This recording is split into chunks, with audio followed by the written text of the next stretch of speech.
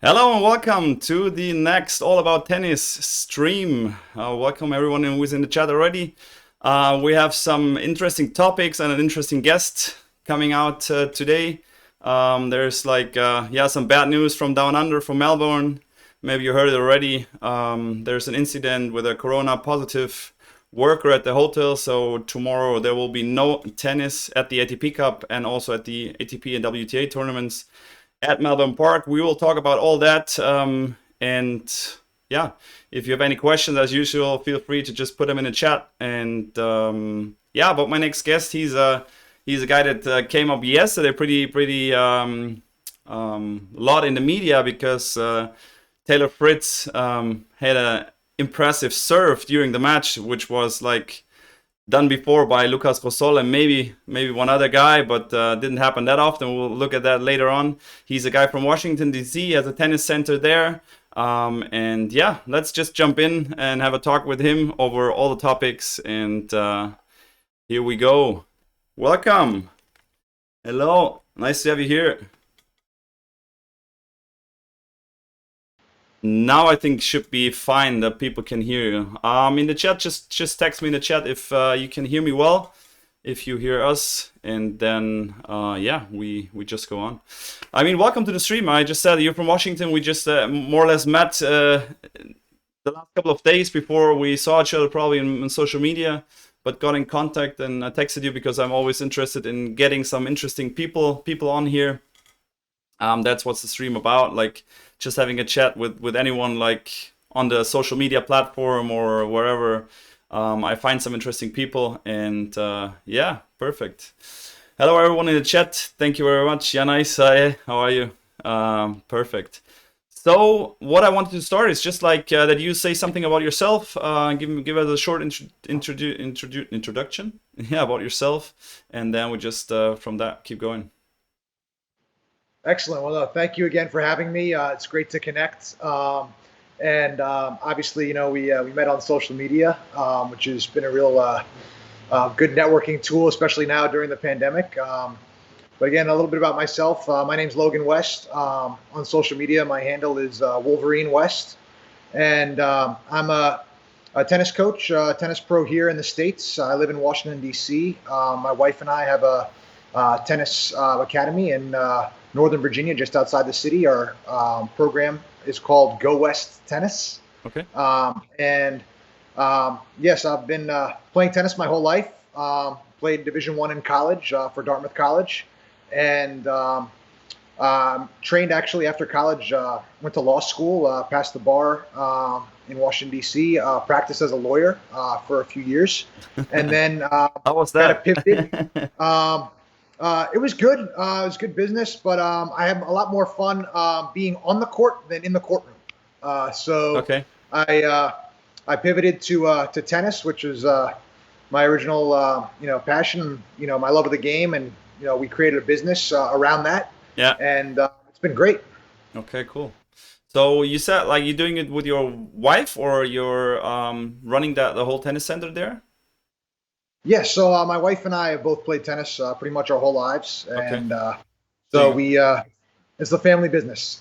So you got to know her also during your tennis career, or to you like met her there? Actually, we met after my playing days had stopped. I was in law school when we met, and we decided to start the business, and it's been it's nice working together.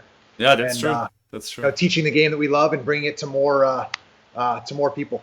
Yeah, but can also probably be sometimes toxic to work next to each other or in the same area, I assume.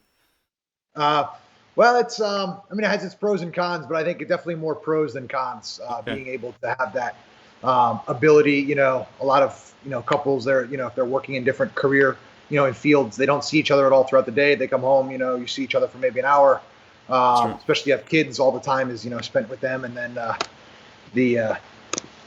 so being able to work together has been is great. Perfect. You're talking about also about kids. Like how was that with you? Like I saw you also have kids. Like they're playing tennis already, or how is that? So we have a 2.5-year-old who really loves. He's obviously been around the game a lot, And so we've got a little 17-inch Babolat racket for him, Okay. which he bangs the ball around in the living room and on the courts when it's warm enough. Okay. And so he's taken to that, and we are expecting we're having our second child. We got a baby girl who's due next month. Wow. Wow. Congrats for that. Thank you. Nice, nice, nice. That's cool. Okay, nice. But in Corona times, I would just talk before a little bit. It's also like completely kind of normal to practice there at the moment, because that's also interesting for everyone probably here in the chat and around the world. Because here in Cologne, where I live in central Germany, there's not allowed to practice indoors. And we don't have any outdoor all-weather courts. So at the moment, you can practice outside, but there's only like, I would say 98% it's clay courts that we have in Germany. So there's no chance to practice outside here in Cologne. And I didn't do any lesson for a long, long time. So that's why I'm just was just asking, like, how is it over there in Washington? Yeah, so we here in Washington and in Virginia, we shut down for 2 months in April and May. Okay.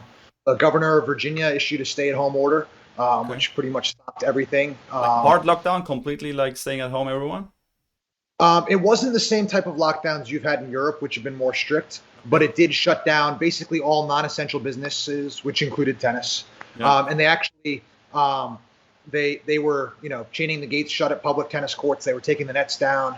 But then in around early to mid June, they started lifting the restrictions, Okay. and we've been able to play since then. We're all outdoors at our facility. We've got 9 outdoor courts, and we've been lucky with the weather this year. It hasn't really gotten cold until the last couple weeks. We just had our first snow of the year, but Yeah. it's we've been able to still do lessons and play, and actually had probably more people coming to the sport because of the ability to social distance on court.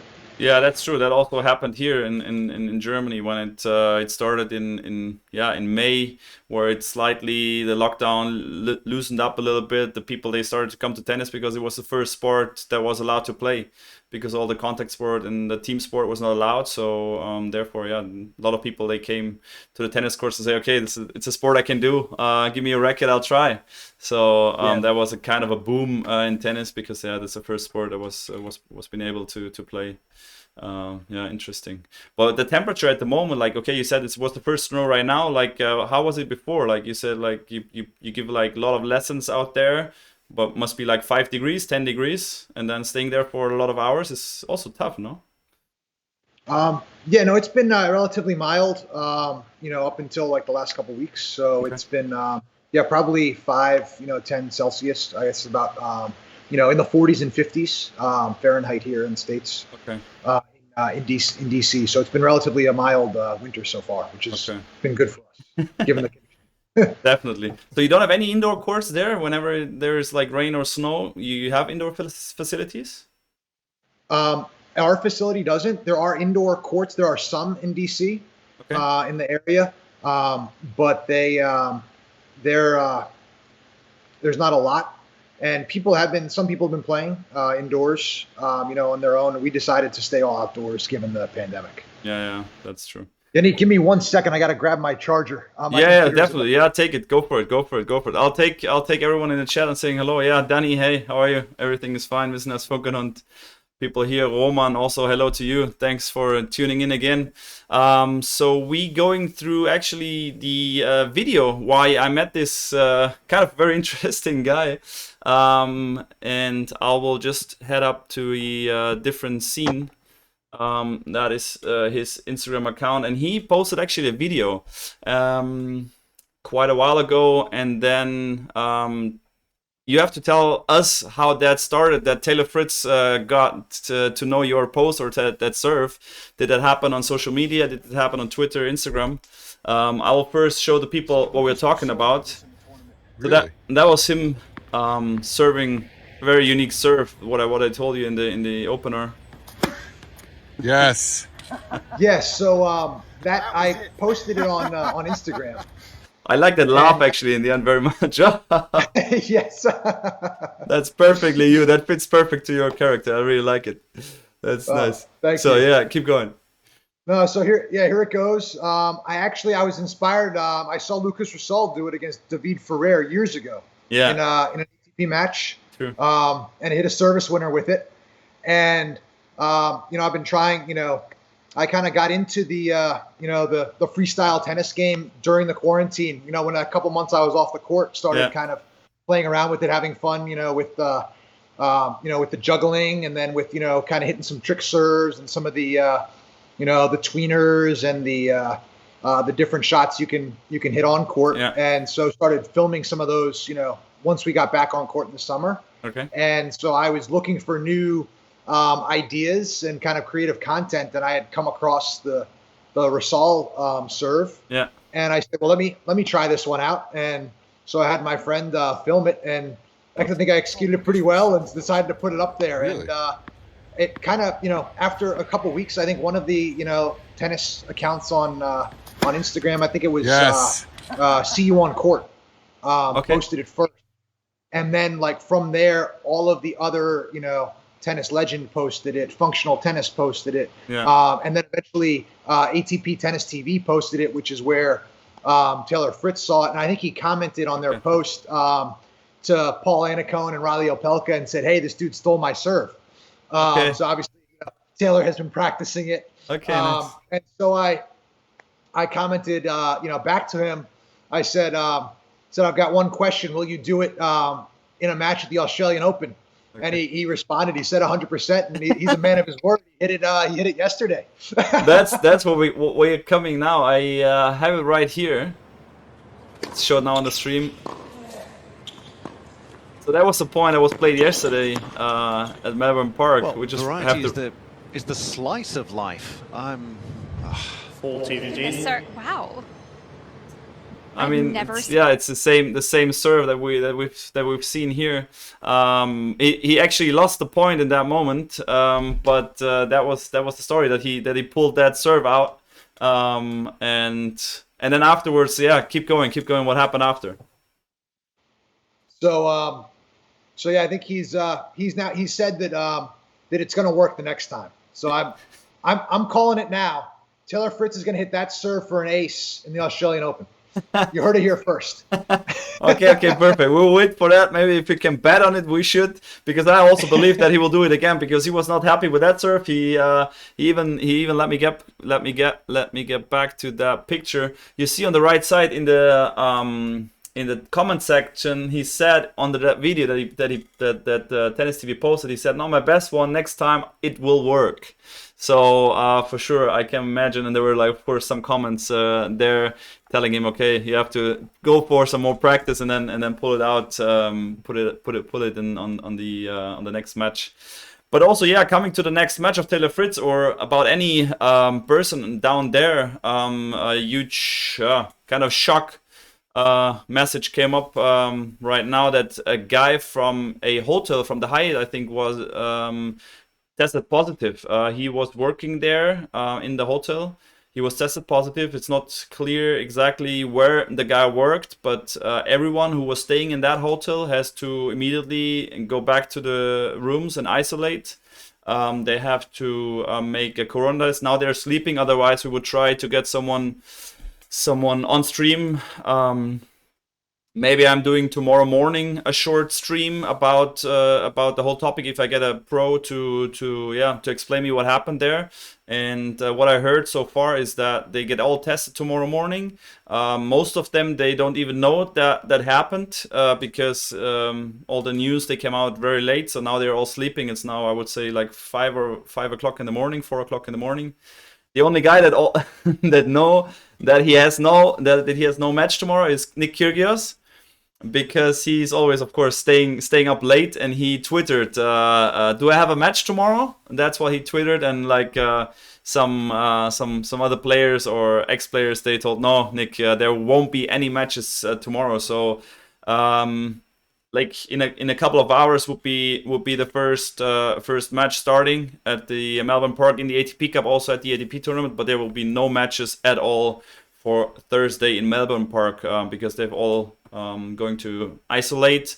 They will be all tested, and then hopefully that no one is positive in these tests, because I don't want to know what's going on then if like some players are positive. And then I mean the schedule right now is so tight with the ATP Cup and the Australian Open, so I'm not sure what they're gonna do. I mean, they have some chances to pull the Australian Open maybe 1 or 2 days later and doing the final a little later, but they don't have that much time. I can imagine like that they won't play these ATP Cup matches where it's already decided, because Russia is, for example, is already through, so they don't have to play the other match. And yeah, that is the news from down under. If you have any questions, I was just reading some articles and heard like a phone call from a friend. They were talking about it, so that's the news that I have about that. As I say, if you have any more information about it, then just let me know also in the chat. Yeah, what do you think about that situation down there? I think it's very unfortunate. I think they've been, from everything I've read and heard, it sounds like they've been very cautious with the protocols and the quarantine of the players. Who we obviously saw a lot of videos on social media of players, in their hotel rooms, during that 2-week quarantine. The ones who had to, who were on the flights that had people test positive when they came in. Yeah. So I think Australia's been doing all the right things, and I know they've got a much lower number of cases than here in the States. And so I'm hopeful that this is an isolated case, that they've been able to, quarantine everybody and there wasn't any community spread, and just hope, the best of health, for all of the players and the coaches and everybody, at the hotel and everybody who's there on the ground. Yeah, true. Miznas just texted in the chat that it was a receptionist who was tested positive and was at the Grand Hyatt Hotel. That's from BT Rough Tennis. Thanks for that information. That always helps. Perfect for that. Yeah, true. I mean, I just read the articles and I tried to get some more information, because I also heard some people or saw some people commenting on after Kyrgios' match that he was making pictures with the audience, giving some autographs and stuff, and they were like, "What is he doing? I mean, it's Corona, so he's not allowed to do that." And then I read the incidence number in Australia, and it's like 0.2 in Australia. I mean, here in Germany we have 80. In the States, I think you have like 300 over the last 7 days, and there they have 0.2 cases when it comes to 100,000 people. So this is like nothing. And there are some spots where they have a little bit more corona than others, but in Melbourne it's pretty safe actually. Yeah, but not safe for everyone, obviously. And as far as the low case count, I know here when the first matches were played in Adelaide, people in the States thought that it was a video from last year when they saw there were fans in the stands, because they're like, oh, that can't be happening, because every professional sporting event here in the States is no fans. They're all obviously the NBA did their playoffs in the bubble, but even the other sports that are going on without a bubble, there's no fans. It's just the players and coaches there. And that's what I was also what was interesting in New Zealand, like, which is pretty close. I mean, the islands, they have it slightly better because they can just say, okay, now no one will get in the country, and if they get in the country, they have to quarantine for 14 days, get it tested like in the beginning and in the end, and if they're negative, then they can join the community. That's what they kind of did also in Australia with the kind of quarantine for everyone, but then the hard quarantine if on the flight someone was tested positive. What happened, unluckily, to a lot of people. I had 2 pros in the first stream actually that were in the rooms for 14 days and told their story about what they're doing and how they try to make the best out of this situation. But what is also pretty interesting is that the receptionist, that he had this corona mutation from Great Britain. So he has the new kind of corona version, which is more like the infection rate is definitely higher with that corona type, and that's why also people are worried. And as I said, it's a tough news that came some hours ago, and it's interesting, and really hoping the best that they can somehow get the situation under control and that it doesn't spread that much, that we maybe not see any Australian Open. I mean, there's also some audience planned, like 50% in the stands at the Australian Open, and would be bad if no one could go in, or if the matches would be cancelled or postponed. I don't know.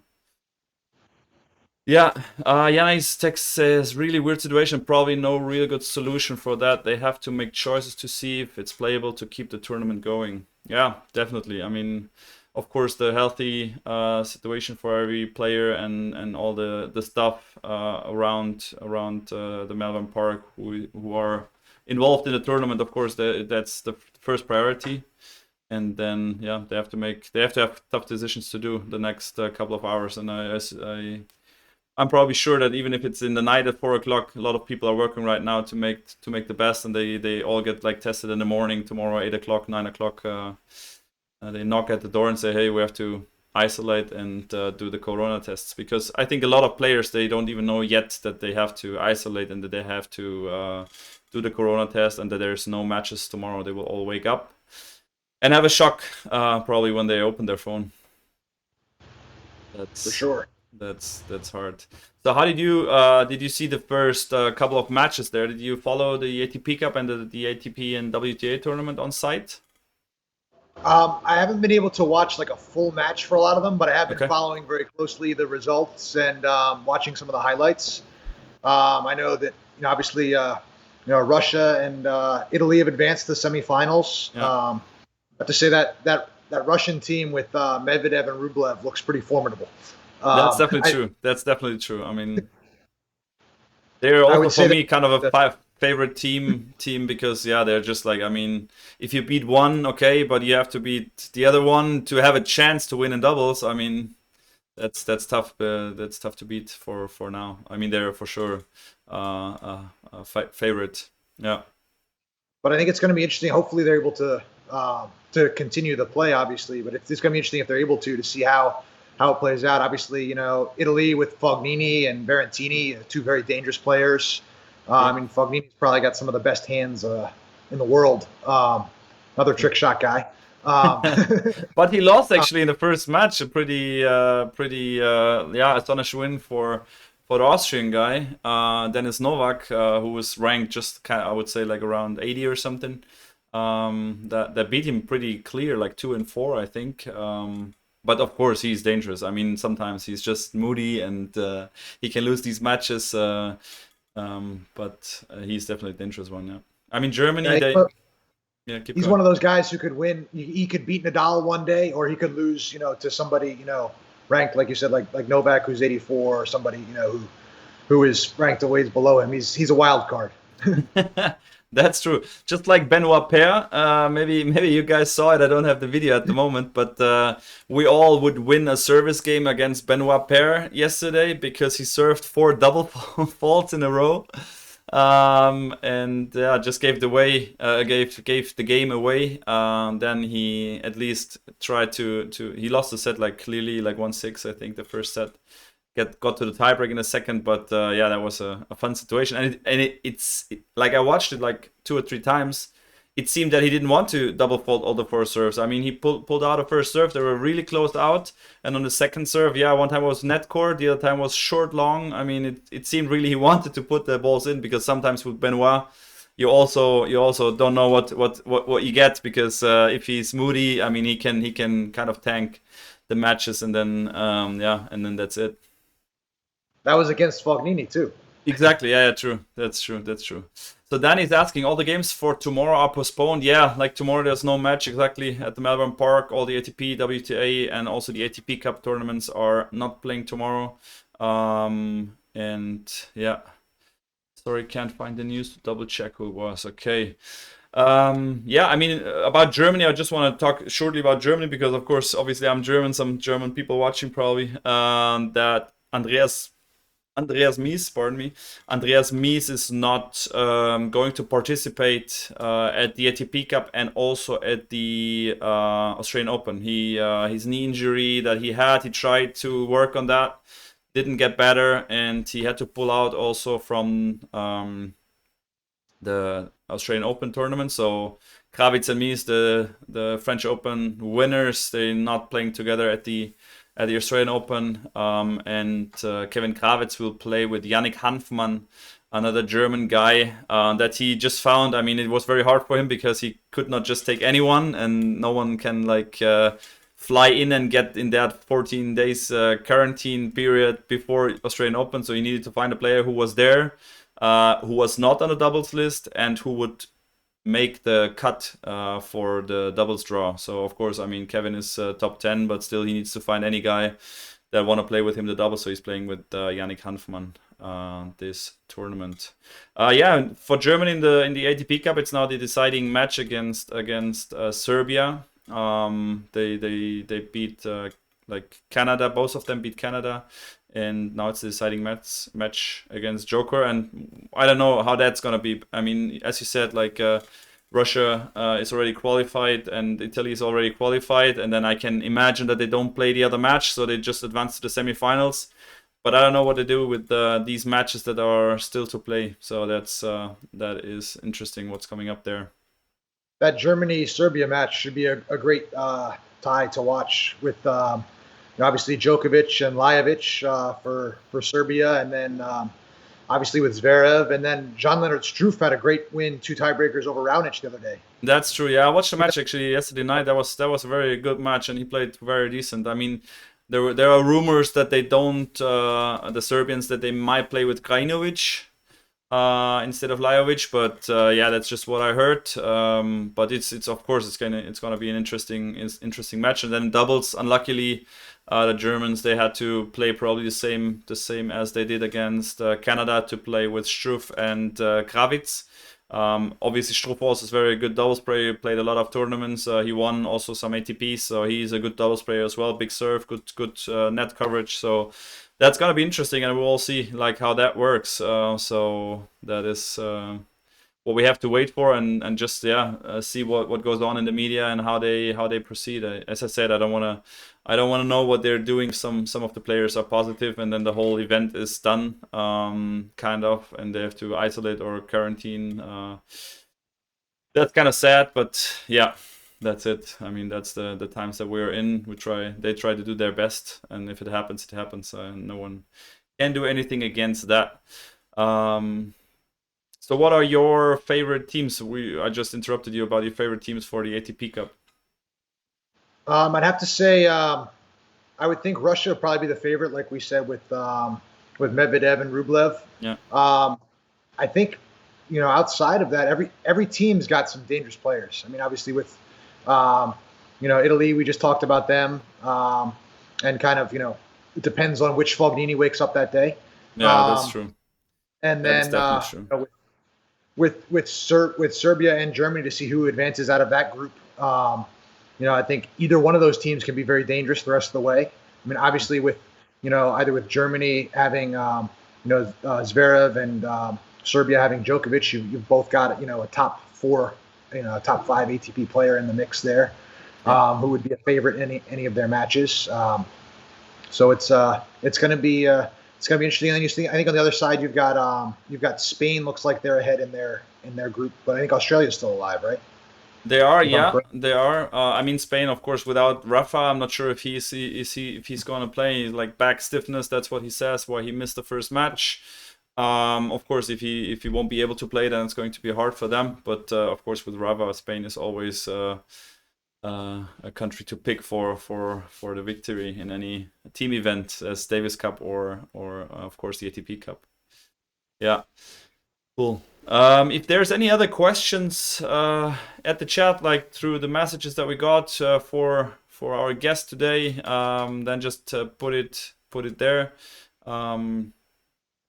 Actually, that was kind of it. I don't want to make it that long of a stream today. Just try to bring you on the stream. I really liked that you were pretty spontaneous. I mean, I asked you today if you would join. You said, yeah, perfect. I'll just set up Skype and then we go ahead. That's cool. That's fun. I really like that spontaneous things. And I'm gonna be gonna be live on Friday again. Then I'm talking about some tactics. Also, I will maybe have someone from Australia telling me the situation, how that should be. That what I'm trying to get a player in here that is giving me the information right out of the hotel, probably. I hope so. And then on Sunday for sure, it's the Who Wants to Be a Millionaire show, Who Wants to Be a Tennis Champ show with these questions. I can't wait for that. And yeah, if you have anything to say, then just do it now. Otherwise, we just yeah, call it a stream for now. Danique, this was great. No, I was obviously it's midday here in the States on the East Coast in DC. Yeah. But it was great to wake up. I got your direct message on Instagram and said, hey, this would be a great idea. And by the way, I want to give a shout out to your 13 ball carousel. I think that was how I initially discovered your page. Was when that video went viral. And I got to say, I don't know if I can pull off a 13 ball carousel, but I'm going to give it a try and I'll post it at some point soon. That's cool. That's cool. Actually, coming back to that subject for a second, this ATP challenge that is going on now they do it slightly different, like just not with both hands, just with one hand. Like people were texting me all over the world and say, hey, they stole your challenge, and like look, they taking their challenge, and you did it with 13, and now the pros they cannot do it with 5. And actually, I have to say, with one hand, it's tougher, because today, after I got the messages today, I said, okay, I'll give it a try. I went to my balcony. I posted already like the first try on Instagram. I will just edit it now and post the final video of what I did today. And I said, okay, I just do 10 minutes and I'll see how far I can get, making from 1 ball to 2 and then go up how high I could. You will see probably the post later on, but that was really interesting. I couldn't go up to 13 because it's slightly tougher, because the balls with one hand, if you lift them up, they kind of don't keep the shape they should. Like with 2 hands, it's like kind of easier. But I'll definitely put that up, and whenever you want to do it, perfect. I really like it, and now we don't have that much, especially like we in Germany, we don't have that much to do. So I like people to see that doing something and also into like connecting in that way. So perfect. Thanks a lot. Thank you very much. If you want to follow him on Instagram, let me give the other that one. So that is his channel, Wolverine West, here in the stream right now. Just give him a follow. He has like some nice funny videos, some trick shots, as he said, during the quarantine time. It's a cool page as well. And yeah, that was it. Thank you a lot for coming, for tuning in that fast, joining us. Wish you all the best. Hope we'll still keep in contact probably. Wish you the best. Stay healthy, and maybe we'll see us one day again here in the stream. We'd love to. Absolutely. Stay healthy. Take care, and we'll certainly be in contact. That's for sure. Thanks a lot, guys. Have a good one. Stay healthy, stay home, and see you on Friday. Ciao.